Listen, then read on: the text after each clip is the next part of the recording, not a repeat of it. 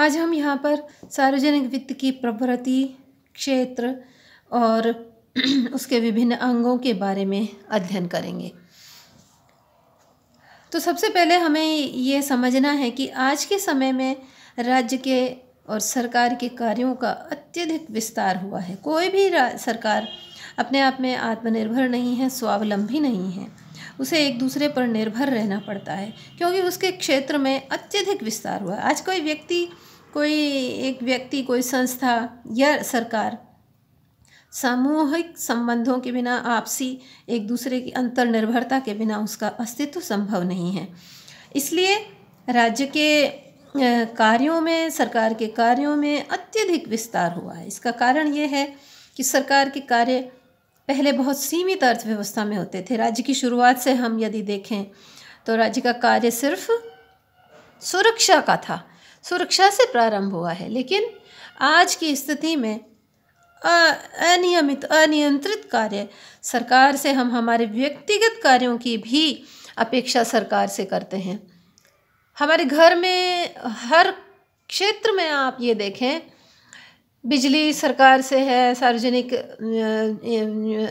क्षेत्र से है, पानी सार्वजनिक क्षेत्र से है और अनेक प्रकार के जो कार्य हैं, सड़क हमारे यहाँ रोड जो है सार्वजनिक क्षेत्र निर्माण से उससे प्राप्त है।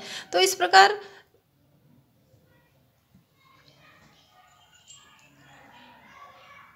अधिकांश कार्य जो है सार्वजनिक क्षेत्र से संबंधित है और व्यक्तिगत क्षेत्र और व्यक्तिगत हमारे आर्थिक क्रियाओं से उतने नहीं है। तो बहुत अधिक हस्तक्षेप एक दूसरे का आवश्यक है। स्वावलंबन आज के समय में संभव नहीं है।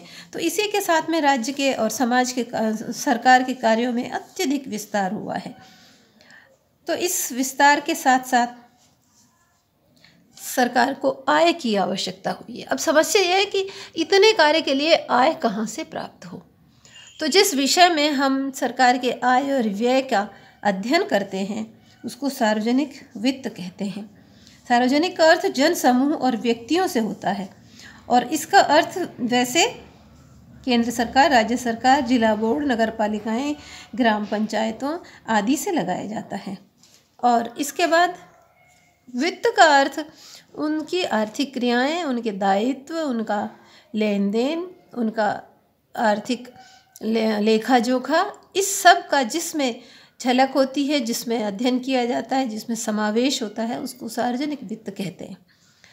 तो डाल्टन ने सार्वजनिक वित्त की परिभाषा दी है।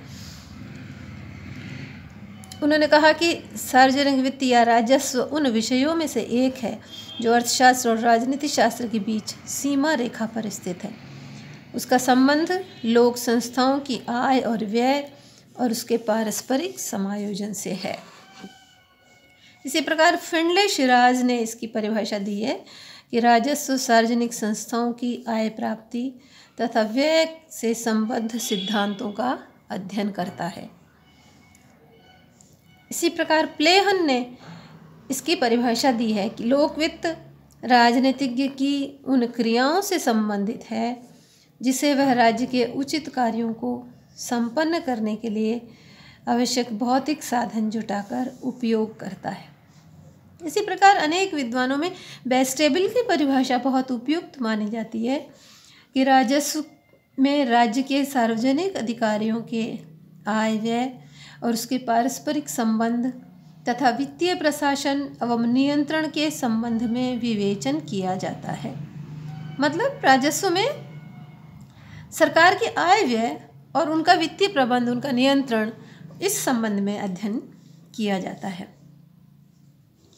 तो इससे हमें स्पष्ट है कि राजस्व के कुछ ऐसे विषय हैं जिनसे वह हमेशा डील करता है। उसमें सबसे पहला है सार्वजनिक आय, उसका प्रबंधन और उसके स्तोत्र आदि के विषय में वो हमेशा कार्यरत रहते हैं। दूसरा है सार्वजनिक व्यय, किन किन क्षेत्रों में व्यय किया जाना है, इसका हमेशा सरकार को ध्यान रहता है। तीसरा है सार्वजनिक ऋण, इसकी भुगतान और व्यवस्थाएं कैसे करनी है। चौथा है आर्थिक विकास और स्थायित्व विकास भी करना है और स्थायित्व भी रखना है। इसमें कैसे मेल जोल रखना है, इसका क्रियान्वयन कैसे करना है, कहीं विकास ना हो, स्टेबिलिटी के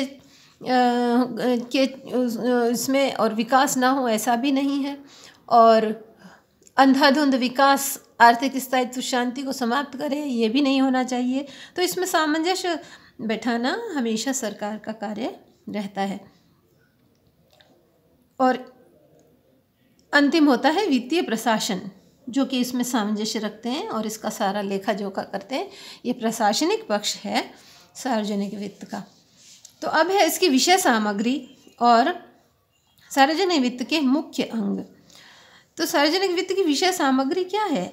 यह अर्थशास्त्र और राजनीति शास्त्र की सीमा पर निश्चित है। हमने अभी पढ़ा था, डाल्टन ने कहा कि यह अर्थशास्त्र और राजनीति शास्त्र की सीमा पर स्थित है।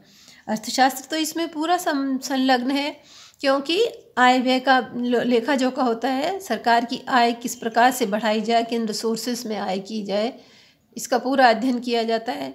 सरकार व्यय किन किन क्षेत्रों में करे, किस प्रकार करे, किस प्रकार उनका समायोजन करे, कौन सा इस वर्ष हो, कौन से को पेंडिंग किया जा सकता है, इस सब का अध्ययन इसमें होता है। फिर आर्थिक स्थायित्व का अध्ययन इसमें होता है। फिर ऋणों की व्यवस्था कैसे करें, जो खर्च हमें करना है उसके लिए आय कहाँ से प्राप्त हो, ऋणों का प्रबंधन कैसे किया जाए, फिर उनका भुगतान कैसे किया जाए, और इन सब के बावजूद आर्थिक स्थायित्व कैसे रहे, ये सारा इसमें अध्ययन किया जाता है। यही इसकी विषय सामग्री है।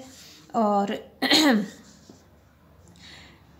सरकार के आय व्यय से संबंधित वित्तीय प्रशासन, लेखा प्रशिक्षण और वित्तीय नियंत्रण का भी इसमें समावेश किया जाता है। अब अपन मुख्यतः देखें कि राजस्व के अंग कौन कौन से हैं। जैसा कि हमने अभी देखा, राजस्व का सबसे महत्वपूर्ण और सबसे पहला अंग है सार्वजनिक व्यय। यह राजस्व का प्रमुख अंग है। इसमें सरकार या सार्वजनिक संस्थाओं के व्यय की मात्रा, प्राथमिकता का सिद्धांत तय किया जाता है कि किस पे खर्च करे, प्रायोरिटी किसकी हो, किस प्रकार उपभोग मनुष्य की समस्त आर्थिक क्रियाओं का आदि और अंत है। उसी प्रकार सार्वजनिक व्यय में भी लोक प्रशासन के उद्देश्य प्रतिबिंब होते हैं। इससे पता चलता है हम किस पर सार्वजनिक व्यय कर रहे हैं, उपभोग पे अधिक कर रहे हैं, या हम संरचनात्मक कार्यों पर अधिक कर रहे हैं, या हम शोध, हम शिक्षा पर ज़्यादा व्यय कर रहे हैं, या हम साइंटिफिक रिसर्चेस पे ज़्यादा व्यय किया जा रहा है। ये इससे सरकार की सोच, उसका डायरेक्शन, उसके दृष्टिकोण, ये जो है इससे इंगित होता है।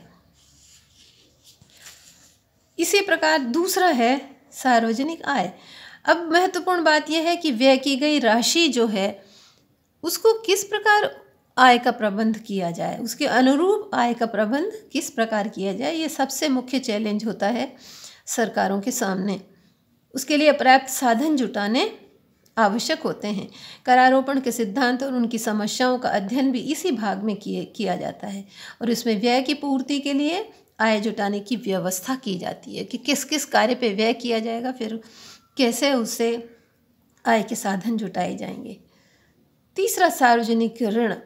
सार्वजनिक व्यय की अधिकता और आगम की न्यूनता के कारण ऋण का अत्यधिक महत्व होता है, क्योंकि सरकार के पास में आवश्यक खर्चे करने होते हैं। अब उनको पूरा करने के लिए संसाधन कहाँ से जुटाए जाएं, यह सबसे मुख्य चैलेंज होता है। तो इसमें सबसे प्रमुख साधन सार्वजनिक ऋण है, और संस्थाओं से कब, कितना, किस समय, किन कार्यों के लिए ऋण लेना है, ऋण की अवधि, ब्याज की दर, ऋण का प्रभाव क्या होगा, कैसे लिया जाएगा, इसका भुगतान कैसे किया जाएगा, इन सब का अध्ययन इस विषय के अंतर्गत किया जाता है। चौथा है वित्तीय प्रशासन।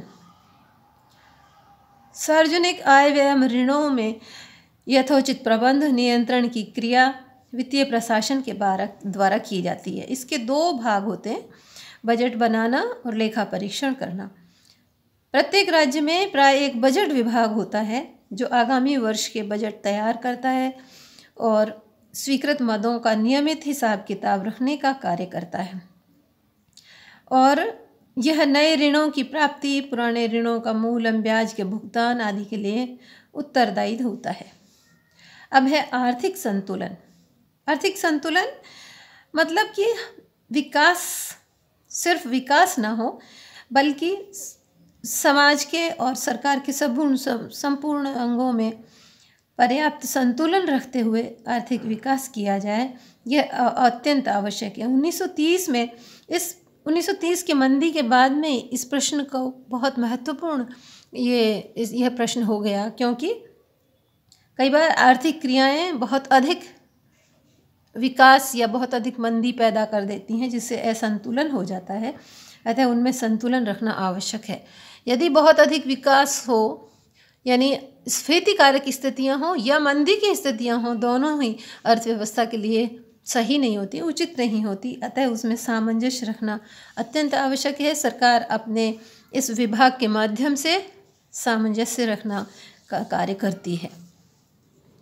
अब तीसरी बात है सार्वजनिक वित्त की प्रवृत्ति।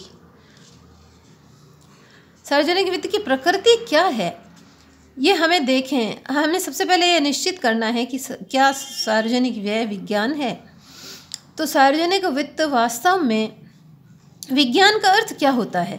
जो क्रमबद्ध कार्य करे, जिसमें कार्य और कारण का परिणाम हो, जो कि एक परीक्षण के द्वारा अपने कार्यों का, सिद्धांतों का ठीक ठीक विश्लेषण करे, और जिसमें निश्चित रूप से कहा जा सकता हो, यानी जिसमें भविष्यवाणी की क्षमता हो, और जिसकी एक प्रयोगशाला हो, जो कि प्रयोगशाला में कार्य करता हो और उसके अनुसार नियम बनाए जाते हों।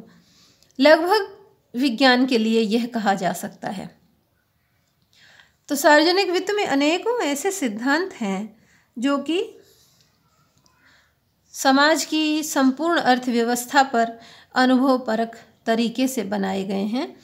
उनके सिद्धांत हैं, उसकी मान्यताएं हैं, उसके अनुसार सारा कार्य किया जाता है, उसके क्रमबद्ध परीक्षण किया जाता है, फिर उनका विश्लेषण किया जाता है, फिर विवेचन होता है, फिर उसकी भविष्यवाणी होती है, फिर उनके पूर्वानुमान भी लगाए जाते हैं और उनका प्रभाव का अध्ययन किया जाता है। इस प्रकार सार्वजनिक वित्त को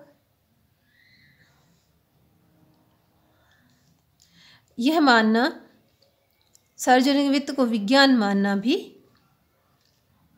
सही है, लेकिन यह पूरा विज्ञान नहीं है, क्योंकि सार्वजनिक वित्त मनुष्यों की अर्थव्यवस्था से संबंध है और यह निर्जीव विज्ञानों से इसमें बहुत पृथकता है। इसी प्रकार से कला को यदि हम देखें तो कला किसे कहते हैं?